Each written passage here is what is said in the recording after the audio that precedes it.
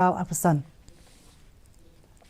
Office Jong Commissioner of Persons with Disabilities Haringkat baka Jingduna baka Development Urban Authority hinne ka sngi kila penlong ya ka program man Pynsngewthuh ha ka hok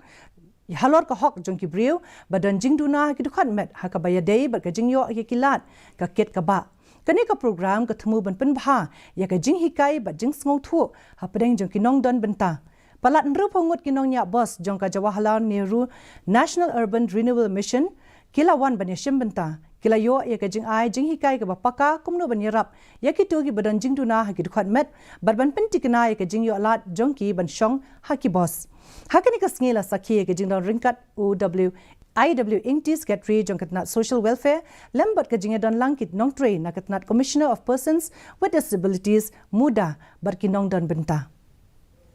The right for persons with disabilities is a significant piece of legislation aimed at ensuring that individuals with disabilities have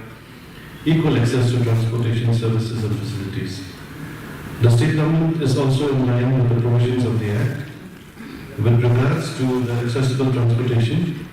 the state government has recently notified the state-level constitutive committee for monitoring the functions of accessible transportation to persons with disabilities. The University of Science and Technology